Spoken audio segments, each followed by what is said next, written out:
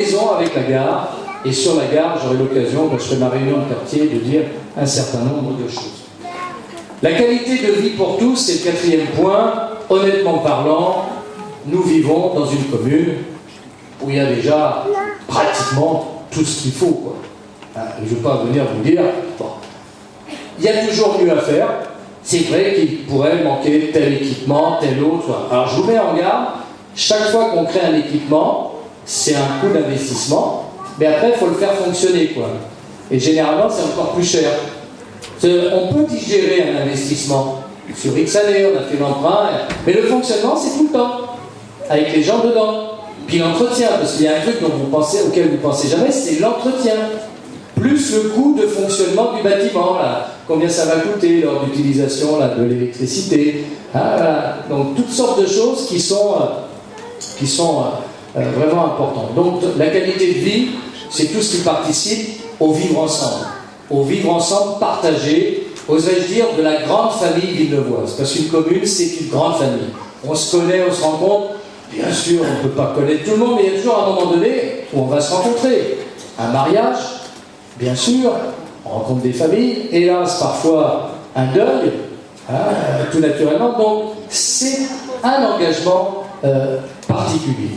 Et sans vouloir déflorer un petit peu la façon dont on peut créer les choses, dans le vivre ensemble, il me paraît important de penser aux gamins que j'entends là, et qui me rappellent d'ailleurs qu'il faut en parler. Un point qui me paraît important. Dans notre commune, ce sont les sociétés de restauration qui nourrissent nos gosses. Au pays d'Escoffier, je trouve ça dommage, seule l'école Saint-Georges a une capacité d'offrir aux gosses une vraie cuisine, avec des agents tout à fait remarquables. Je veux le dire, parce que moi j'ai été frappé encore lorsqu'on a eu un pot pour les fêtes gourmandes. J'ai cru que c'était un traiteur qui avait préparé les apéritifs, c'était les agents de notre cantine. Franchement, on a du talent. Et c'est bien dommage. Et c'est bien dommage qu'il y ait d'autres choses à faire qu'à de réchauffer des plats. Alors, il est difficile de revenir à des situations antérieures d'un coup, mais on verra de quelle manière on peut refaire de vraies cuisines avec du personnel qui travaille, comme je l'ai voulu au collège, je vous signale. Au collège, à l'époque, c'était déjà la mode de faire des liaisons froides, des sociétés de restauration, et au collège, d'ailleurs les gamins ils veulent tous aller manger au collège, parce qu'ils trouvent ça meilleur que ce qu'ils ont connu dans le primaire. C'est pas par hasard.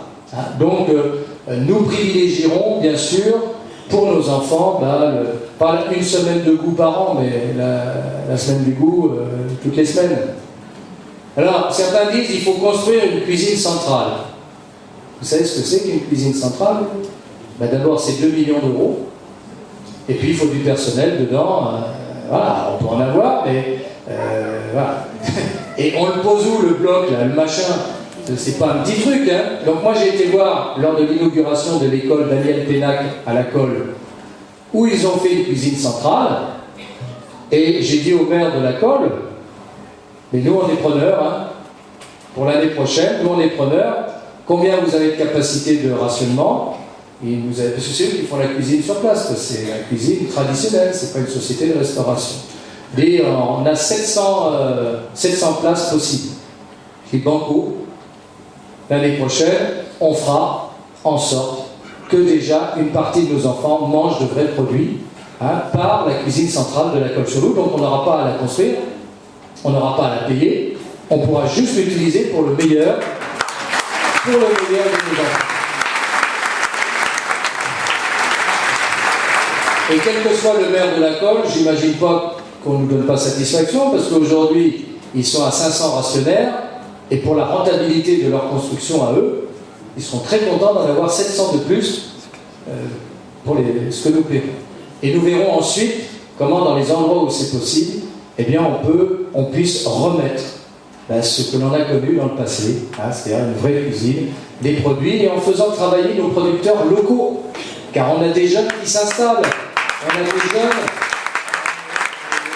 La mairie passera les commandes et ça fera partie un peu de nos négociations avec la Colle-sur-Loup pour que les insuffisances de la Colle soient prise sur Villeneuve-Loubet. Et ça incitera peut-être d'autres à y venir. Donc tout ça, hein, c'est, on ne le fait pas en 6 mois, hein, mais quand même, on ira très vite, puisque l'opportunité d'une cuisine centrale à la Colle-sur-Loup, c'est une chance pour nous, ça tombe opportunément. Hein, et on n'a pas à aller à chercher un perpète, hein, c'est fait. Donc ça, c'était un symbole, parce que les mômes, voilà, et c'est tout notre souci, hein, qu'il soit le mieux possible. Et puis, sur le vivre ensemble, 2 idées, toutes simples, au-delà de bien d'autres, sur des tas d'animations, de fêtes non coûteuses, hein, de fêtes adaptées aux temps de crise et aux difficultés, mais des animations régulières, pas une et puis plus rien derrière. La vie d'un village, la vie d'un quartier, c'est toute l'année, et l'été en particulier. Parmi ceux-ci, nous mettrons en place une guinguette sur les bords du Loup.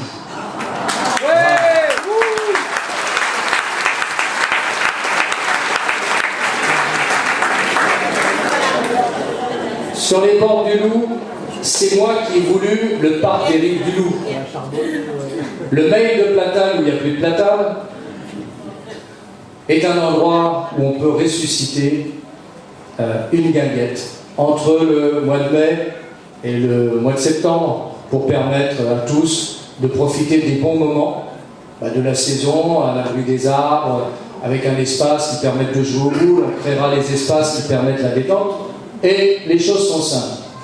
Soit le Conseil général donne le feu vert, parce que nous sommes dans un parc naturel départemental qui a des contraintes.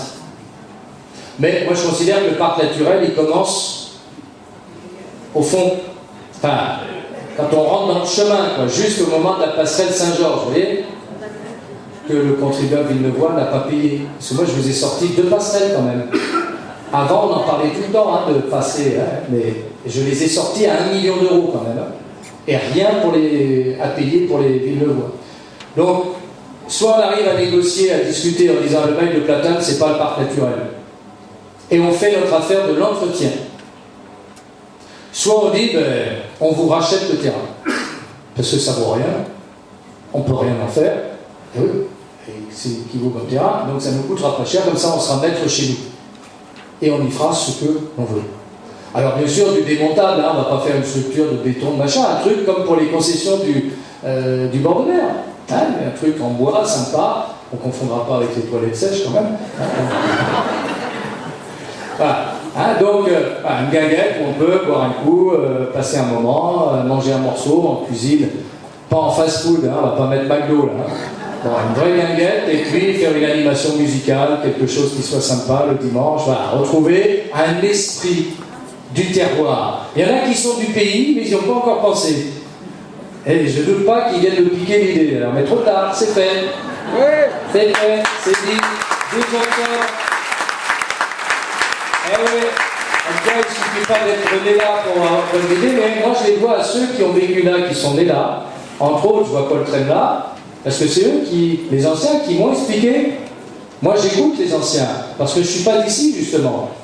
Et je prête attention à ce qu'ils me disent. Je ne me crois pas supérieur à eux, parce que justement, je suis en rien supérieur. Ils ont toute l'expérience qui est la leur, et j'ai évité beaucoup de bêtises d'ailleurs, grâce à ce que l'on m'a dit, du vécu de notre commune. Et c'est pour ça que j'y attache beaucoup d'importance. Je voudrais vous dire un truc sur le terroir. C'est moi qui vous ai sorti Romée de Villeneuve. Avant que j'arrive, personne ne savait qui était Romée de Villeneuve sur la commune. C'est moi qui vous ai dit que Romée de Villeneuve a créé Villeneuve-Loubet. Franchement. Il y en a qui étaient nés là, mais ils ne le savaient pas. Le drapeau, là, au fait, on nous a dit dans les consignes administratives que désormais les réunions publiques, c'était les chaises, les tables, mais pas de pupitre, pas de drapeau, pas de plante verte.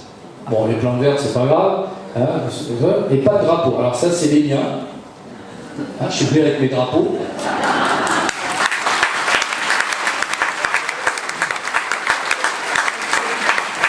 Je n'ai pas trop compris la note administrative là-dessus, l'intérêt de ce genre de choses, parce qu'après tout, on n'est pas si nombreux à être candidats, et je ne m'offusque pas que les autres candidats aient, comme moi, le drapeau, un pupitre. Moi, je ne me sers pas de pupitre, alors ça va, c'est pas moi que ça gêne. Bon. Enfin, le drapeau, là, c'est Paul Trenna, mon adjoint. Il a sorti, il n'y avait pas de drapeau de la commune avant 1995. Il n'existait pas ce drapeau, on avait inventé des armoiries complètement fausses. On nous avait mis des couronnes, des trucs et des machins, des branches d'olivier, de machin, et c'était voilà, vraiment n'importe quoi. Les deux cocons, qu'est-ce que vous voulez que je vous dise? Noir sur fond jaune, ben, c'est la héraldie, hein, c'est comme ça que ça s'appelle. Paul a fait de gros travaux de recherche là-dessus. C'est moche, mais c'est nous.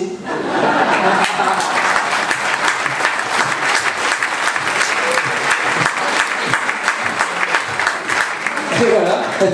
Et oui, c'est moche. Hein. Vous savez qu'en principe, les rois de France, quand ils signaient l'armoirie, c'était pour punir aussi. Hein. Donc, je ne sais pas ce qu'on a commis comme faute à l'époque, on n'a pas retrouvé, mais pour qu'ils nous aient filé ça, alors c'est les cocons de mûrier, puisqu'on était le pays du verre à soie. Et à l'autre aussi. Donc, c'est moi, avec Paul Trenna, qui avons voulu le vrai drapeau de notre commune. Et celui qui flotte à la mairie, ben, c'est celui qu'on a posé ensemble la première fois, hein, et que les Villenevois ont aujourd'hui. Donc, c'est celui qui n'est pas né ici, qui vous a fait don de votre drapeau.